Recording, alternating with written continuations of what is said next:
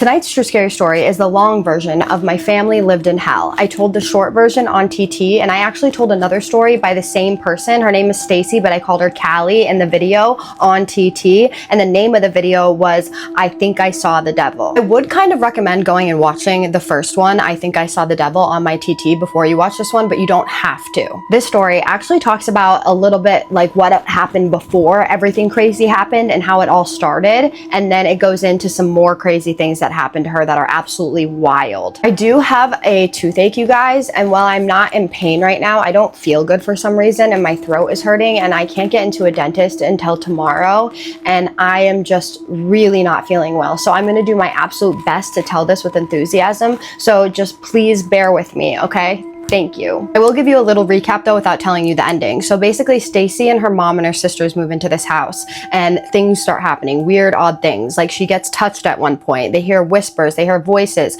She starts seeing this man everywhere and she doesn't explain what the man looks like until the end, but it's terrifying what he looks like.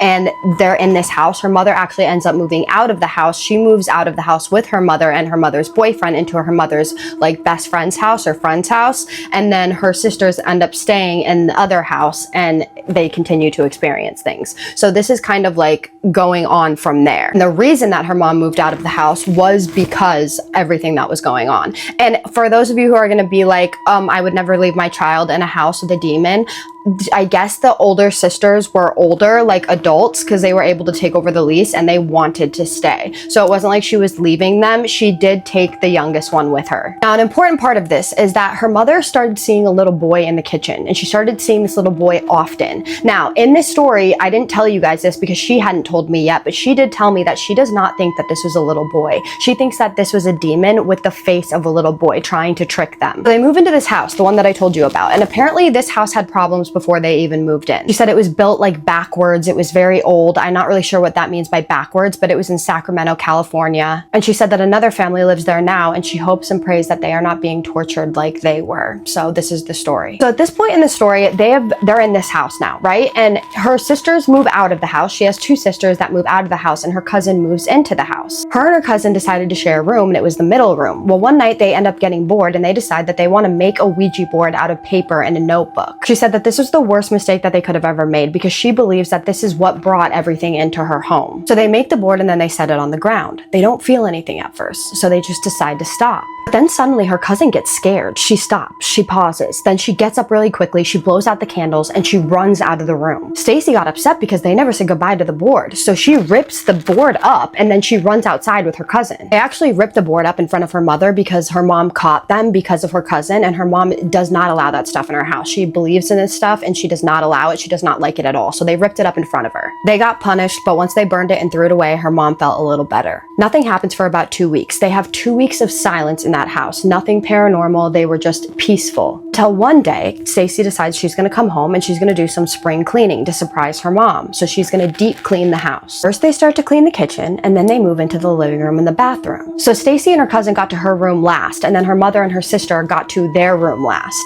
They apparently shared a room. But when her cousin and Stacy were cleaning their room, they came across a notebook. Nothing weird about it, but there was like a little corner of the page sticking out of it. It gave Stacy this weird feeling of dread, and she wanted to pull the page out of it, but she showed her cousin first, and she was like, look, and her cousin's like, what? And she's like, pull it out. And she says, no. So she pulls it out.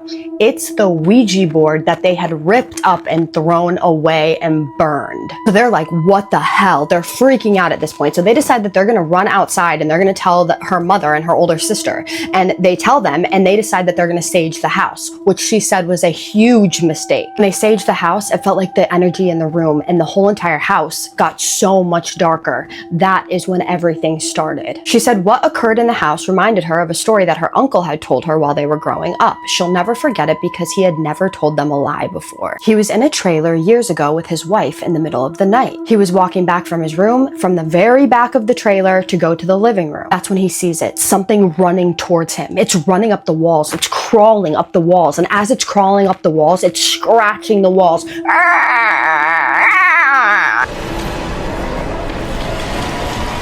He said it looked like the devil himself. Now, she doesn't go into specific detail of what this looked like, but the scary thing about this is that she had been seeing something that looked exactly like the devil as well in this house that she was in. The thing that she had seen had half a smile that went all the way around its head. It had half a frown on its face. It had horns that wrapped around in circles until it hit its eyes, and there was blood dripping from the horns on its face. She also said that when you would go to her uncle's house, you could see scratches on the wall up to the ceiling, just like something had been crawling on the wall up to the ceiling. And that is how she knew that he wasn't telling a lie. So I had to veer a little off track a little bit to tell you that little bit of detail because it's important to the story, because remember, she had seen the same thing that her uncle had seen. Now, her uncle didn't describe it to her, but he said that he had seen the devil, and she saw exactly what looked like the devil, and that's what it looked like. After they saged the house, weird things started happening. Like in the middle of the night, they would hear knives moving around in the kitchen. It also sounded like in the middle of the night, knives were being sharpened in the kitchen. On one occasion, her mom had gone on a trip with her boyfriend. They had 3 dogs. The dogs are in her mom's room. Well, suddenly there's a power outage, and thankfully all of their phones are charged and they have a candle or two.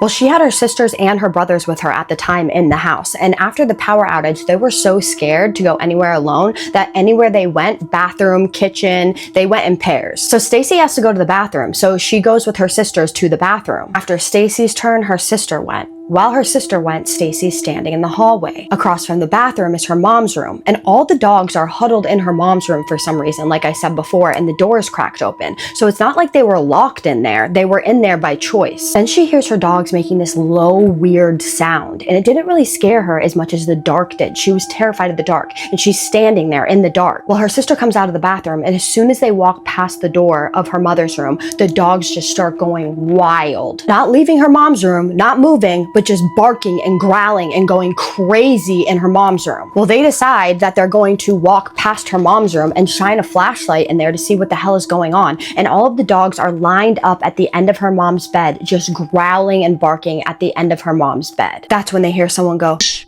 Be quiet." It scared them so badly that they start running towards their siblings. And as they're running towards their siblings, they hear boom, boom, boom, boom, boom, boom, boom, boom.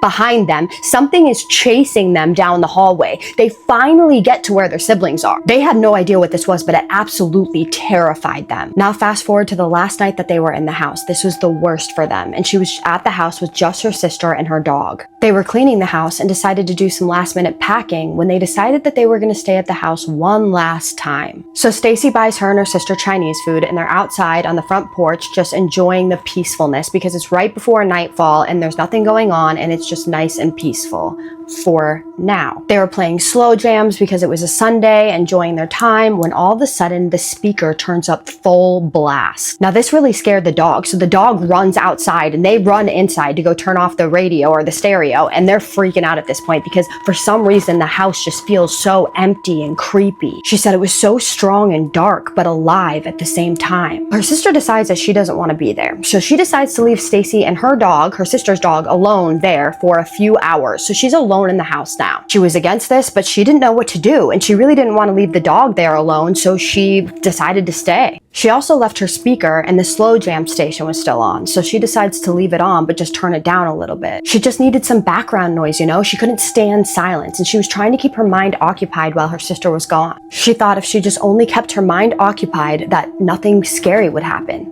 She was wrong. Well, in order to do this, she decides to call her sister. Now, her sister lives in a different state. Now, this is a different sister, obviously. Well, she's on the phone with her sister, and she's able to keep her occupied away from her fear for about 5 minutes before the volume turns all the way up on the speaker again. And this time, she's on a video call with her sister. Well, her cousin is also with her sister, so she's talking to both her sister and her cousin, and she turns her phone around really fast to show them what's going on. And they're like, there's no way that just happened. Like, there's just no way. And she's like, yes, there is. Like, there is. She goes over to the speaker to turn the speaker off, and phew, the speaker just flies across the room. And then it went silent. It went silent in the house. Her sister's dog wasn't even there anymore. It was like she was all alone in this creepy house. Her sister and her cousin were silent too. It was like everybody was in shock. Then a couple seconds go by, and the sister and the cousin hear a man's voice on the other end. They don't know what it said, but it wasn't anybody that was with them, and it wasn't anybody that was with Stacy. Stacy didn't hear the voice, but they were freaking out. And then they hear the voice again, except for this time, it screams, "Stacy." Her cousin was stuck staring at her through the screen. It gave her chills. Well, the thing is, Stacy didn't hear this. So she's like, what are you guys doing? Why are you staring at me like that? What is going on? Her cousin is just silent.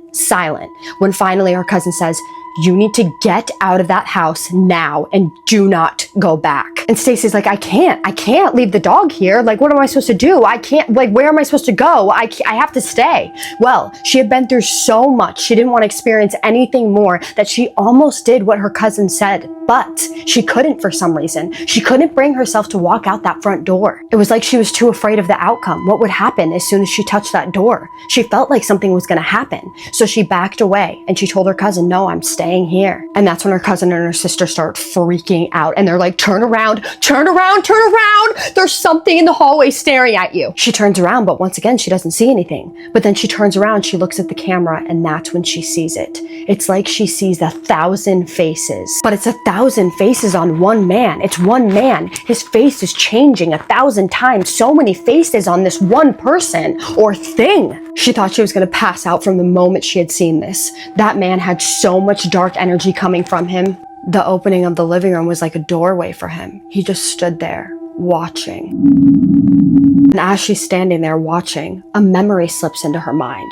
A memory of a couple years prior in that house. On this occasion, they had actually asked her sister's boyfriend to go into the attic crawl space to check out the lights. He turned them off, but when he came back down, he brought down a big box that was opened. It was super old and dusty, had something leaking into it. But what they found was some super old black and white family pictures with these faces on it. They were burned pictures though, like the edges of them were burned. Faces of the family members were scratched out, so much so that whoever had done it had created holes in the picture. On top of that, they found a sleeping bag and a super old creepy adult clown costume. They wanted to throw it away, but they didn't because they were afraid if they threw this away, it would upset what was already there, haunting them, taunting them. So they buried it in the backyard. They also had so many cats pass away in that house for some reason. And also a few of their dogs passed away. They buried all these animals in the backyard. She comes back into the moment. She's standing there in front of this man. Another memory comes back into her mind. She was walking back from the store late one night, AirPods on, listening to music. She was walking on a bike trail, and then there was a bridge that she had to cross over. Before she reached the bridge, her earphones kind of staticked out, which gave her this weird, uneasy feeling. Then she called her sister, but the call didn't connect at first until she was midway across the bridge, and the call finally connects. She told her sister that she was feeling uneasy and she needed her to stay on the phone with her. When she finally made it across the bridge, she hears this deep growl, almost like an aggressive dog. She ended up running. Her sister thankfully heard it on the phone and met her halfway. She made it home safely, but the next morning her sister's boyfriend came over to visit for the day, and he brought over one of those pop-up music boxes. He gave it to her as a gift because he said that he thought that she would like it. It gave her the creeps. She didn't want to touch it. She asked him where he found it, and he said, over the bridge. He said that it was just looking like someone left it there, like someone left it there for someone to take, because no one walks around there. It was just sitting there by the bike trail in the middle of the bridge.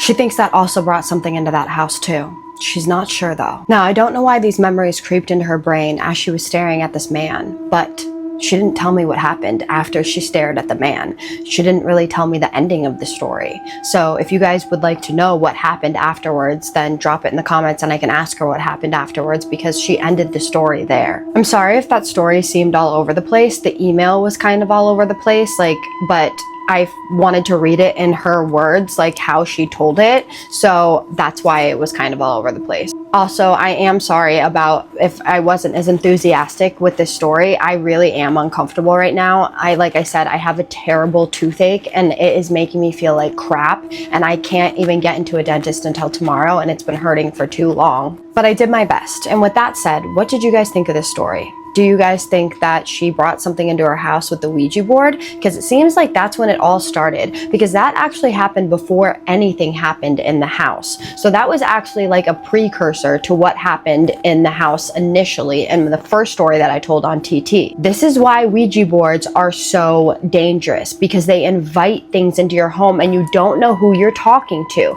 And unless you are a professional and you know exactly how to use it and what you are doing, you should not be touching a Ouija Ouija board, in my opinion. And my other question is, do you think that she saw the same thing that her uncle saw? Do you think it was the same thing? I think it's so creepy that there were scratches on his ceiling and his walls. Like, was her family all experiencing something demonic? Like, her whole entire family? I mean, there was cousins involved, sisters, mother, her uncle. It just seems like this family was cursed in a way. But thankfully, they did get out of that house, because I know that that was her last night there. So I just want to know your thoughts, and so does she. So please drop them in the comments. Any suggestions, questions, anything you have to say, drop it in the comments. And with that being said, I will now go on to the shout outs, my favorite part. My first shout out is going to Stacy McNair 9603. Girl, you said that you're battling a kidney infection and that you're in the hospital right now and that my videos are helping you get through it. That means the absolute world to me. First of all, thank you.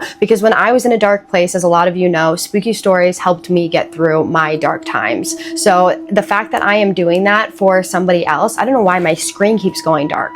The fact that I'm doing that for somebody else means the absolute world to me. And I am sending prayers and love your way. I will say a prayer for you tonight. And everyone who's watching this, please pray for her so that she gets better, so that she can feel better, because I know how it feels to be sick and it sucks so much. But I love you so much, girl. Thank you for supporting me, and thank you for telling me that, because you have no idea what that means to me. I hope you feel better.